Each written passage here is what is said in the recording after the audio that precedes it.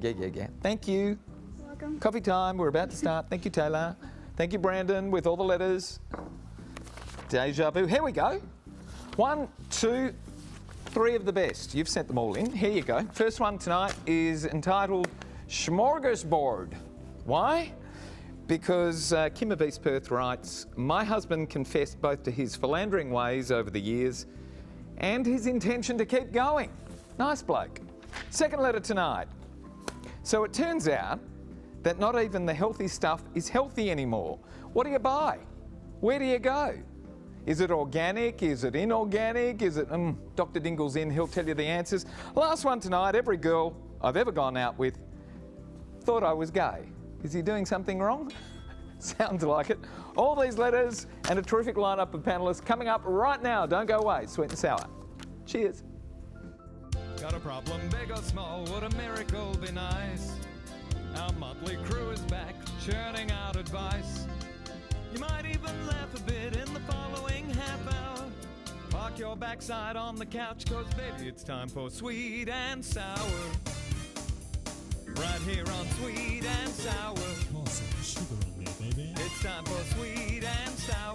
How's about some chili? It's time for... Good evening, everyone. Lovely to have your company. Gary Mitchell with you for the next fun-filled half hour.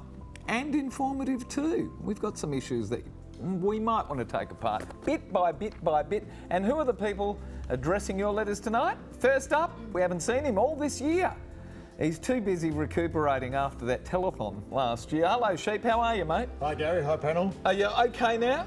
Look, we're just about to get started all over again and build up for another telethon year in this October. All right, what's happening this year? My team and I, we're going to be attempting a 24-hour spin class, so we're going to get people from the public and the corporate world to join in and sponsor a bike. How big, when you say a spin class, how many people are you going to include? Well, 16 to 20 bikes, but we can have up to 24 people per bike going through 1 hour at a time. And then Soa, Palalia and Josh and myself will be attempting the 24 hours straight. Yvonne, she wants to be a participant in that class, don't you, Yvonne? Oh, I'd actually love to. That'd be cool. Would you do 1 hour or would you do 24? I probably wouldn't do 24, but I'd do a couple of hours, definitely. How are you? Long time no see. Yeah, long time no see. Almost 12 months since we've seen you on the panel, yes? Yeah, that, definitely. And you've been very busy. Still studying? I have, yes, still studying. When do you graduate? I've got about a year to go until I've finished. Are we going to see your face on TV once you graduate? It's already on TV, but yeah, hopefully when I graduate as well, that'd be nice. Nice to have you back. Fingers crossed. Hello, my hypnotherapist. Hello there, how are you? Hypnotherapy, neuro-linguistic programming. Should we be scared of you? Very scared. No. No? Absolutely not. No, I can help with success, with relationships, with health. Take you up to that. That's why you're on the panel tonight. Thank you very much. Nice to have you back, mate. Thank you, lovely. And the doctor's in the house too. Hello, Dr. Dingle. And you're under my spell. Always. Every time I read your book, how many books have you published? 15. 15. 15 books, yeah. How prolific is that? Look, it's just, I wake up in the morning, I get excited about the research, then I've got to write it, and then I've got to do something with it, so I put it into a book, and there you go. We've got a letter tonight. I don't know if you've seen it, but it's right up your alley. Absolutely. So the rest of them will have a go too, but I figured you'd have all the goods on that one as well. But our first letter tonight is entitled Smorgasbord. You ready? Oh yes, there's silence on the panel. We They're ready. are so ready. Look, sweet and sour, it's like this. We've been married for 16 years, and I was aware all that time ago that my husband had a roving eye. Despite knowing all of that, I married him happily, and we've had a very successful union all these years. I've turned my eyes away from his wandering ways over the years, and that's always kept us in good stead. Last week we had a pretty frank conversation, and my husband confessed both to his philandering ways over the years and his intention to keep going. He also suggested that this is good for our relationship and that I should also seek some external excitement, and this would enhance our marriage. Am I being conned here? Will this completely collapse our marriage? Are any of the panellists aware of open marriages that have worked to strengthen the relationship? As you can hear, I'm clutching at straws and have no idea where I am in my marriage, so please, any advice would help. It comes to us from Kim of East Perth in WA. Maddie, open marriages, do they work? No, not at all. Kim, you really need to wake up to yourself. Surely you must know that your husband is cheating on you. It sounds like he's trying to justify it by getting you to do the same. There's no way a marriage can survive this type of behaviour, and if I was you, I'd either sit him down and make sure that he doesn't do it again, or get out of the relationship. Would probably be my advice. Have you got any mates who are actually doing this sort of thing? Well, not that I know of, because I'm not there when they're obviously putting the old fella in, so I wouldn't know. But you would suspect that it goes on, but I wouldn't like it to be happening in my marriage. No, nor me. All right, Yvonne, you're not married. No. But definitely not. would you ever see yourself in a situation where you're sitting down with a prospective long-term partner and talking about this stuff and thinking that it's okay? Look, maybe. I actually am reasonably open-minded to the idea because I've got... I was a bit creepy. No, I've got friends who have been in open relationships, and I think the key to their success has always been really open communication. I think the difference between their relationship and this particular relationship was that there was always an openness and a conversation and trust right from the beginning. Whereas this, I mean, he's obviously been doing it behind her back, and I personally wouldn't feel comfortable in that situation. But if it was something that was previously discussed and arranged and people understood the rules and the guidelines, I think. So you'd be comfortable if your boyfriend that you were in love with come to you and said, I find your girlfriend attractive and I'm having sexual thoughts about her. Would it be okay if she agrees to have sex with me? I think that's phrasing it in maybe the wrong way. I think like if it was, you know, you were in a long relationship and for whatever reason it wasn't working, but you still wanted to be with that person, if the idea was maybe discussed that this could potentially be an option, you know, but if the ground rules were set in place first. Well, I actually know in a case where this has actually happened and it's backfired big time on both of them. Okay. I guess that's like one example, but I know a lot of people that have had successful open relationships. All right, Myia, can it work? She has to ask the question. She has to ask herself the question. She asked the question, am I being conned? So straight away I'm seeing red flags there. Because she's asking that, and she's also writing into us. Exactly. So and she says she's clutching at straws here. That's right. So if you feel very uncomfortable, which obviously you do because you've written in and asked us this question, then I would start to look at what your values are, see if they align with your husband's values, and I can say right now that they obviously don't. And if there's 3 people in a marriage, 4 people in a marriage, why bother getting married in the first place? Ask your husband what his intention is and just go with how you feel. Go through all your values list, ask him how he feels, and if both values don't align, then I would suggest you have some serious thinking to do. Doc, come on in, last word. Well, look, the whole idea that it started with was that, you know, you had roaming eyes. And I don't have a problem with roaming eyes because everyone likes looking at an art piece, okay? And women, for me, are an art piece. And you know, so you can appreciate it. At the end of the day, though, if he's been mucking around behind her back, then he's being deceptive. He's being deceptive. He's broken the rules of marriage. Trust is out the window. I can't think of a relationship where that has happened and it's worked. So I think get out while you can. And get out with the best option for you. Forget about him at the moment. You need counselling, but get out. We asked our people, our viewers who are on Facebook as well, to say yes or no to this question: can open relationships survive long term? And this is what our Facebook followers had to say. There you go. 42% actually said it can work. But the overwhelming majority said, no, it can't work. There you go. When we come back, we're going to be talking about where you get healthy food, if you can still get healthy food. The doc's on the panel. We'll have some good answers for you coming up. Stay with us, Sweet and Sour. Where can you get healthy food, Doc? I just get the fruit and veggies. I mean, don't worry about the GMO and pesticides until you've been eating the fruit and veggies. Getting in touch with Sweet and Sour is easy. Just head to sweetandsour.net.au to send us a letter. And while you're there, why not check out our past episodes? Plus, don't forget to like us on Facebook and follow us on Twitter. And for a behind-the-scenes look at Sweet and Sour, check us out on Instagram. And for everyone who does send us in a letter and we discuss on the panel, we are sending you to the movies, and the movie that Natalie Cameron has provided us passes to for you tonight is Hounds of Love, there it is. Thank you, Natty. And it's a terrific movie too. Here we go. Food for thought, this one's called. Dear Mitch and panellists, what's on our supermarket shelves? Seriously, every time I go shopping now, I look at the nutritional info and the ingredients on the food packages, and if I didn't have to feed a family of 5, I'd be leaving everything on the shelves. It's quite distressing. I want to feed my family healthy and nutritious food, but I can't find much at all. The whole family, without knowing, went vegetarian for a week when the only foods that gave me peace of mind to buy were fruit and veggies. Just lucky I'm a good cook. I then had a friend of mine lecture me on only buying pesticide-free and non-GMO fruit and veggies for the family. So it turns out that not even the healthy stuff is healthy. It's no wonder everyone's developing all these chronic diseases like diabetes, heart disease and cancer. Where's the government on this too? Who's the voice of healthy food in this country? How can it be made easier for busy working parents who want to do the right thing by their families? Please, panellists, could you let me know where to shop, what to buy and where to find this out? It's very important, and it comes to us from Leslie of Croydon in South Australia. Doc, we're going to go straight to you first.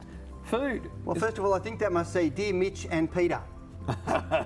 How long have I got for this one? I can tell you now. Look, at the end of the day, first of all, the government information, forget it. It's crap. They gave you the food pyramid, they've given you the 5 stars, they've given you the info panel that no one can read. In fact, the information panel is good. Look for the fibre, look for the sugar and so on.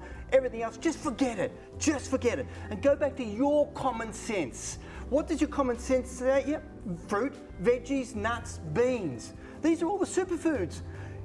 Chronic illness, the cancers, diabetes, which are all a result of our eating and our lifestyle, don't come from the simple fact that, oh, we're confused. It comes from the fact that you're eating crap food. They're eating cereal for breakfast, they're eating bread for lunch, they're eating pasta and rice, and they're not eating the veggies. Don't eat the 5 and 2 or 3, eat 10. 10 veggies, nuts, beans, fruit, all that, and I guarantee chronic illness. Have a Dingle smoothie. Have a green smoothie in the morning, and chronic illness in Australia will disappear, and the government will follow 20 years later. There you go. How does it that? does. Government's Look, always, the government's always useless. The behind. government has been so dangerous. Dangerous. They've actually told people to eat all the breads and the pastas, and now they've got this food. You know, they rate some sugary chocolate drinks as 4.5 out of 5 and 5 out of 5. They're superfoods. And they rate nuts somewhere between 3 and 5. Where they're superfoods. Amazing. It's called corruption. It must be. And they don't know what they're doing. Where do you buy healthy food for your family? What I do is I go to the markets and I choose the fresh fruits and vegetables that are in season and organic, preferably. The doc's nodding over there. Yep, he likes it. And that's what I do. Or the other alternative, if you don't want to go to the markets, is to actually start to grow your own. Even if you're in an apartment, you can get pots with some organic soil, and you can get the little punnet of seedlings, which is like $3, and you can plant English spinach, you can plant cherry tomatoes, and just start with fresh herbs. Do it yourself, go to the markets, but get the fresh fruit and vegetables in season. How clued on to good food are you and your mates? I'd say I personally am really fascinated by it because I have endometriosis, so there's no cure for it, and I did my own research and found that basically one of the only treatments that you can do is to change your diet and lifestyle. So I'm very, very conscious of trying to eat a lot of fresh fruits and vegetables. Definitely... You'll be speaking to the doc after this show. I will be talking to the doc after this, definitely. Yeah, I find it so fascinating. I find food as a medicine and as a preventative measure to modern chronic diseases really fascinating. Kids your generation, do you find that they're oblivious to the health aspects of good food and bad foods? And look, I have to say my friends are all pretty good. Yeah, like my friends grow their own fruits and vegetables, and we go to the markets and things like that. So, but I mean, then again, I do come from the western suburbs and I've had a good education, but not everybody is privileged enough to be able to access that sort of information and knowledge. Okay. So. All right, Sheep, what do you do? Oh, wow, Gary, I just love the doctor's passion for this subject. I just wish he was that passionate about time management and we wouldn't be sitting around for 45 minutes. Tell you what, Jesus. Buy yourself a watch, Doc. Get a watch. I run memory classes. I'll tell you what, one common sense thing he said was common sense. For me, it's about sugar. Sugar in diets is probably the silent killer, and a lot of kids are eating too much sugar, too much. You'd agree with that too, wouldn't you, Doc? Look, there is no doubt. It's the sugar and the processed carbs that are killing us. And if I can just finish on one of, this whole idea about, sorry about that, the whole idea about having to go organic and GMO, forget it. That's the icing on the cake. Eat the fruit, the nut, the veggies, the beans, and then when you're doing that, start to go organic, start to go GMO. After you've done it all, but just get more fruit and veggies in and get rid of those processed grains. Simple things. You'll lose a kilo a week in weight loss. How's that? Sheep, last word? Cut the sugar out. There you go, cut the sugar out. We asked our Facebookers, do you believe we're all eating concocted foods without knowing? And here's the results on the screen right now. There you go, they're flashing up now, there you go. 67% of people believed that we were eating all sorts of things. And 33% said no.